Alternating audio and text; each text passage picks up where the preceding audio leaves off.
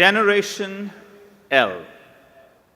Before I begin, I want you to turn to your left and turn to your right and congratulate the person sitting next to you, even if you don't know them. Congratulations! Congratulations to the graduates of the class of 2018.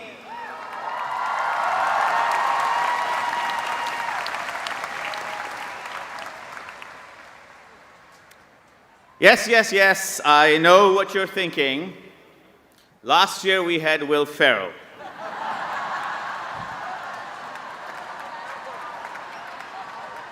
He was funny, upbeat, quirky, a comic genius.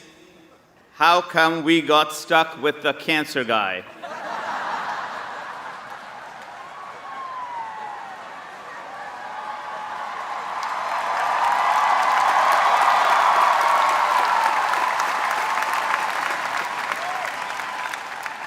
But hold that thought for a second, for here we are on this absolutely glorious morning.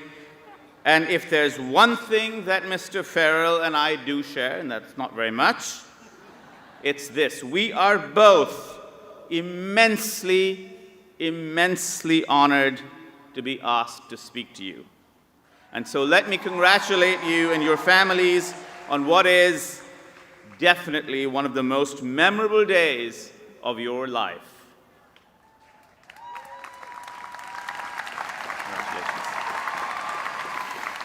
In writing this talk, I decided to take a break and play chess with my younger daughter, Arya, who is all of 8 years old and perhaps a future Trojan. It may have been the first time that I had played with her. We made a few perfunctory moves. I traded a pawn for a pawn and a knight for a knight, and I saw her easing into the rhythm of the game. She made a few clumsy moves and then corrected herself. She almost sacrificed her queen.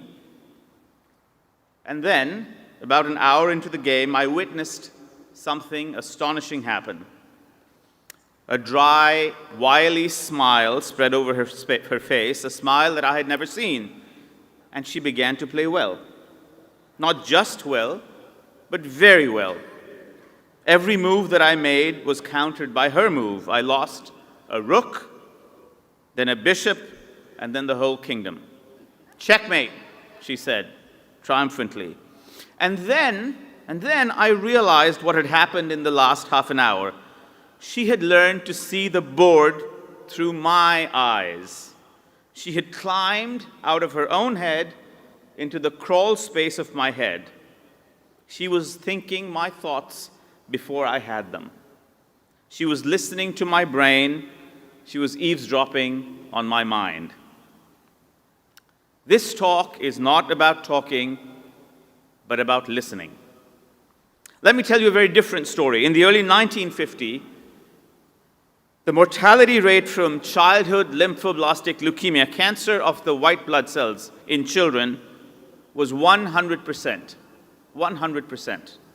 Every child diagnosed with leukemia died. The illness was called a suppuration of blood because doctors thought that the blood had somehow turned rotten, and like spoiled milk, there was no way of turning it back.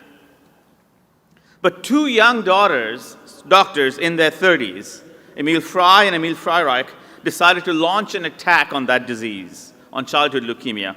They began to treat the kids with an experimental drug, a highly toxic form of chemotherapy. There was a brief flickering response, but then all the patients relapsed. But far from backing off, Frey and Freireich doubled down, added a second, even more toxic form of chemotherapy. And then they added a third, and then a fourth. The effects of that combination were terrifying. Hair loss, infections, bleeding, organ failure. Other doctors began to call their hospital ward a butcher shop. The remission strengthened to 4 and then 8 months, and yet every child relapsed and died. It was like playing a cellular chess match, a game against cancer. Every move that they made was met by a counterpoise move. A knight was traded for a knight, a pawn for a pawn. And that's when Fry and Freyreich realized that they had to get into the mind of cancer. To solve these relapses, they had to know what game the leukemia was playing before the cancer made its next move. The best doctors seem to have a sixth sense about the disease, one physician wrote. They feel its presence, know it to be there, they perceive its gravity before any intellectual process can define, catalog, and put it into words. We began to understand its language and its interior logic, Fry once told me. And so in the final round of experiments, they instilled chemotherapy directly into the brain and the spinal cord of 4- and 5-year-old children. And at last, these children began to be cured. The cure rates climbed magnificently from 40% to 60% to 70%. Childhood leukemia is now among the most curable forms of cancer, about 80% of the time. This cure ranks among the singular achievements of modern medicine. It inspired one doctor to say, if I had the choice between walking on the moon and curing a child with cancer, I would never look at the moon again. Which brings me back to listening. I want to talk to you about the possibility, the requirement even, of climbing out of your own heads into another mind. It seems to me to be a uniquely human capacity, although, to be fair, my wife swears that our dog can do it too. But that's just a very smart dog. In fact, I might argue that it's a definingly human capacity, and yet oddly there's no word for it in our language. This kind of listening takes 3 forms. The first is the kind that I experienced with my daughter. We occasionally term this empathy, a word that was used before here, but perhaps we need a different word for it, for it could be a purely strategic activity. As with my daughter entering my mind to beat me at chess, or a military general entering his or her enemy's head in the midst of a campaign, or a doctor entering the mind of an illness. The important feature of this kind of listening is that it asks you to do something nearly fantastical, like those transmorphic beings in Aliens, to abandon your own private self, your identity, your past, your language, these words that we have become obsessed with, to acquire the language, the identity, the skin of another person. What is it like to be him or her? What is their suffering like? What is their joy like? What makes them tick? What if I was born as that woman or that man? In a sense, all human conversation depends on the minor exercise of this faculty. Every time we talk, we partly desire to enter each other's heads. This capacity is impaired in the severest form of mental illness, leading to a person disturbingly unable to function in the world. That's the first kind of listening. The second involves listening to the past, listening to history, climbing, as it were, into the mind of history. History doesn't repeat itself, but rhymes, is a quote attributed, perhaps apocryphally, to Mark Twain. To understand that rhyme of the past, that rhyme of history, to comprehend the parts that come back, but with a slightly altered lilt, a slightly altered tone or emphasis, is also a profound form of listening. The third form of listening is the most abstract. It is listening to nature. It is the kind of listening that scientists aspire to, or artists often talk about. Eavesdropping on the universe, learning its natural laws, its geometries, its rhythms, its constancies, its mind. In medicine, it might take the form of listening to the inner logic of an illness. In physics, listening to equations that explain the cosmos. In literature, that illuminated moment when you've inhabited the characters on the page or on the screen so fully that they begin to speak back to you like a gang of old friends. At the age of 16, Einstein asked himself what it would be like to ride a beam of light. What would it be like to ride a beam of light? That question, what would it be like to be light, would drive his scientific imagination for the rest of his life. Here's the main point. These three forms of listening, to another mind, to history, to nature, mark your entry into adulthood. You might think of these as three sides of a uniquely human triangle, or a three-sided portal through which we must all pass. We are the only species that can learn to think like another of our own species, the only one that records and remembers its history, the only one that tries to decipher the laws of nature and the universe. Psychologists speak of the immense transitional moment in a child when he or she acquires a social smile. Does every parent here remember the first time your child acquired a social smile? That's the moment that the child engages the world. She begins to come out of her own head. You might imagine your emergence into adulthood marked by another kind of engagement, by listening. It marks the completion of the coming out of your own head that you began decades ago with that first smile. I, for one, had not learned to listen when I graduated from college. It was not until 3 years later, when I was really in the thick of my studies in immunology, that I learned to listen to what an experiment had to say. That's when I made my first scientific discovery about how viruses and cancers learn to become invisible to the immune system. They do so, I learned, by tricking an ancient cellular system to recognize their foreignness. I also learned that you could undo this trick. You might goad your immune system to detect that virus or cancer again, an idea that has emerged as one of the most exhilarating new themes in biology and medicine. I remember staying up past midnight looking at the radioactive counter, tick, tick, tick, tick, ticking, waiting for the groaning old printer at Oxford that was almost out of ink always, to print the pages of data, and realizing that I was, in fact, eavesdropping into one of the most profound mysteries of biology and the universe. It took me another 4 years before I learned to listen to a patient. In the first year of my residency, I cared for a young man with esophageal cancer. Steve was a plumber from North Boston, about 36, and about to get his 9th round of chemo, a dose-dense, intense regimen that required a strict adherence to a schedule. But that morning, that particular morning, he just wasn't having it. He'd had a bad day. He came to the hospital and said flatly, "I don't want to fight this war. You fight the war. I don't want to be a casualty. I'm not a soldier. I want a cookie." I learned that morning that words like war and soldier don't work for everyone every time.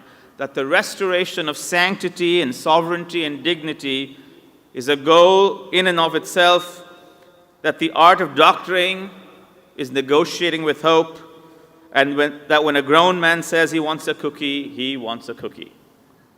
I got Steve his cookie, mint chocolate chip, and asked him to go home and come back the next week. The chemo could wait, the hospital could wait, the tests could wait, I could wait. And so Steve lived for another 24 months because of his intensive treatments. He got to see his oldest son graduate from high school, but if I had pushed him too hard that morning, I would have lost him as a patient. And yes, ironically for a medical historian, I learned to listen to history last. I was the first-year kind of fellow in oncology. You know the sort, aloof, exhausted, where's the School of Medicine? Nose to the ground, the man in scrubs who snaps at you on the subway and then tries to solve your crossword puzzle. When a woman asked me a question that stunned me, where are we in this fight and who is going to win? And I realized that we had no history of this elemental shape-shifting illness that has haunted us from the beginning of time. I had no intention of becoming a writer, but that was the day I started writing my book that eventually grew and grew and grew into a 600-page history of cancer. I'm telling you this because I wish someone had told me at my own commencement that the one and only requirement for graduation was not that I finish these many credits or pull those many all-nighters or attend these many late-night mixers or, for that matter, survive Drew Casper's lectures, but that I had to emerge out of the closed, cordoned-off space of my own head. This was the sole requirement that no one had told me about. I had to learn to listen to another mind, to nature, to history.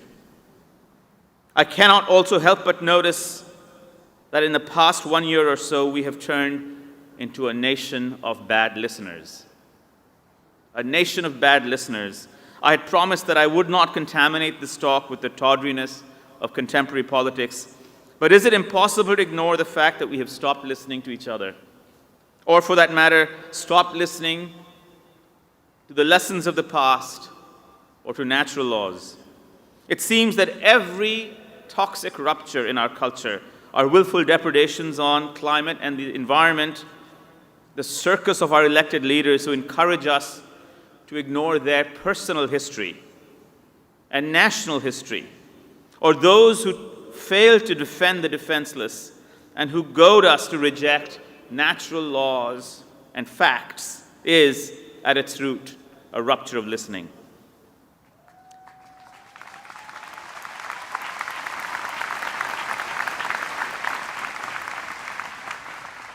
Nor can I help noticing that the word listen can be rearranged into silent.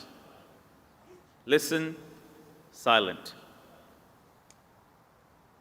Silence is the absolute prerequisite of listening. Its opposite is not sound or noise or cacophony, but tweeting. Perhaps social media was intended at a distant moment of its inception. Oh, when was Facebook invented? Was it 1878? As a means of enabling communal listening, this has in fact encouraged a pathological syndrome called staying inside your own heads. The premium placed on self-curation, on individuality, on identity, who are you, what are you, has created a perpetual echo chamber of self-actualization from which there is seemingly no escape. But you, of course, will be part of the listening generation. Your predecessors tried, but we could not leave our tiny, reverberating chambers of navel-gazing identity and self-curation. We could not get out of our own heads. We had plenty of tools, social media, cell phones, emails, but we mistook them. These were hearing tools, not listening tools. You, however, are part of the new order. You will learn to hear each other out and listen to each other. Learn to inhabit each other's joys and sufferings. You will fight on, but you will listen in.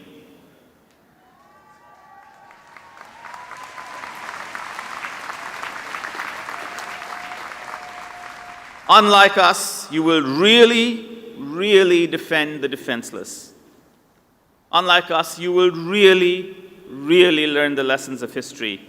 You will discover the natural laws that we missed in the midst of our cacophony. You will be the listening generation, Generation L. The irony of this talk has not escaped me. I've spent 12 minutes talking to you about listening. Only pathological people speak like this without listening. And so now it's time for you to carry the conversation forward. Congratulations again, Generation L. Congratulations to your parents, to your friends, to your families, to everyone who supported you, and to you yourselves. Go get out of your heads, go out into the world and listen to it. And most importantly, please, make us listen to you. Thank you.